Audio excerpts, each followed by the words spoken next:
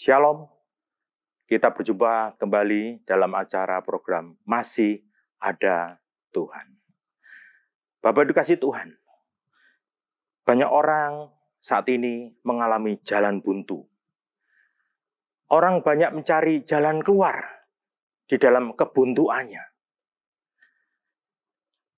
Karena masalah ekonomi, masalah rumah tangga, masalah sakit penyakit, apalagi masalah COVID-19 saat ini, yang begitu menghantam banyak orang bahkan di dunia ini. Banyak orang putus asa karena jalan buntu. Jalan hidupnya buntu. Maka firman Tuhan hari ini bertema kuasa Allah tak terbatas. Yohanes 5 ayat 1 sampai 18. Poin yang pertama, saya ringkas menjadi 3K. Poin yang pertama, K pertama, kenapa masalah ini menghantam saya? Kenapa masalah ini kok saya?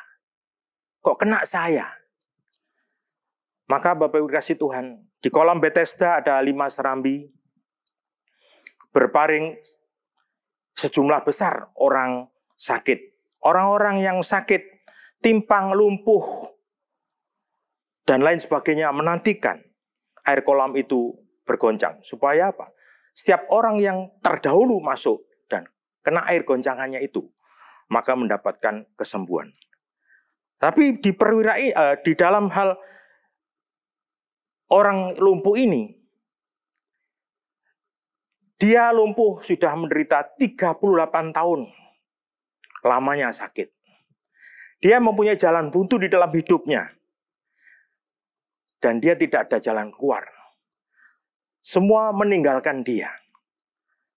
Maka dia pasti menyalahkan orang lain, menyalahkan dirinya sendiri. Mungkin bisa juga menyalahkan Tuhan. Karena mengalami jalan buntu.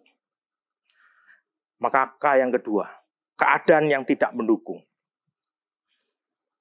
Mungkin di dalam pikirannya orang lumpuh ini, dia mengatakan, aku sudah berusaha, tapi orang lain tidak menolong aku, saudaraku meninggalkan aku, bapak ibuku juga meninggalkan aku, semuanya meninggalkan aku. Aku tidak bisa jalan untuk terdahulu datang, untuk masuk ke dalam air goncangan itu.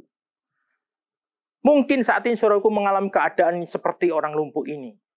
Yang mengalami, aku nggak bisa, aku sudah bangkrut, aku sudah gagal. Aku sudah habis-habisan. Jalan buntu yang dialami oleh orang lumpuh ini, mungkin dialami oleh saudara saat ini. Tidak ada yang bisa menurunkan aku katanya, untuk menuju ke kolam itu.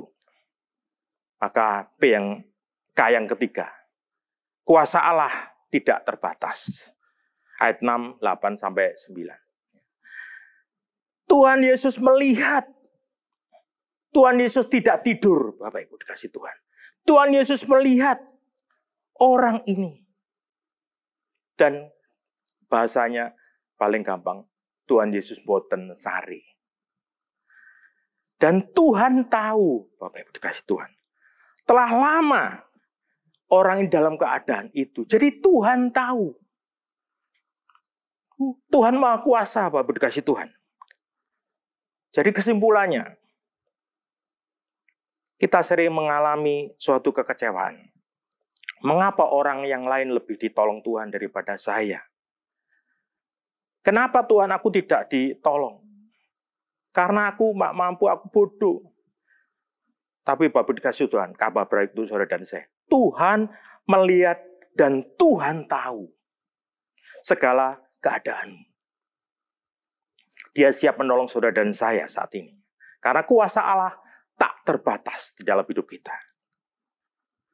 Aplikasi dalam hidup saya dan saudara. Mungkin saat ini saudara mengalami kekecewaan pada orang tua. Saudara sudah mencari sudut-sudut dari orang tua, dari mertua, sudut depan, sudut kanan, sudut kiri, mungkin dari saudara, sudut belakang dari famili, dan berapa sudut sudah dijalaninya. Semua jalan buntu. Kabar baik untuk saudara dan saya. Ada satu sudutnya adalah sudut atas. Adalah Tuhan sendiri. yang tak terbatas. Manusia terbatas. Tapi carilah Tuhan yang di atas ini. Sudut atas adalah Tuhan yang tak terbatas. Tidak ada orang yang mampu menandingi Dia. Maka Bapak dikasih Tuhan. Kalau ada seorang manusia yang dapat menandingi Dia, siapa Dia? Tidak ada. Maka Bapak dikasih Tuhan. Orang lumpuh ini diberikan jawaban oleh Tuhan. Maukah engkau sembuh? Jawaban ini untuk saudara dan saya. Maukah engkau sembuh? Maka Bapak dikasih Tuhan, percayalah dengan iman. Orang ini sudah 38 tahun sakit penyakitnya. Saat itu juga sembuh dari kelumpuhannya. Tuhan Yesus berkata kepada saudara dan saya, bangun, angkat tilammu dan berjalanlah. Seperti orang lumpuh ini. Dia bangun, angkat tilam dan berjalan. Dan percayalah, Bapak Ibu dikasih Tuhan, yang sakit disembuhkan, yang lemah dikuatkan, yang kekurangan diberkati, dan yang pun jalan butuh hari ini, Tuhan sudah buka jalan. Di dalam nama Tuhan Yesus, haleluya, amin.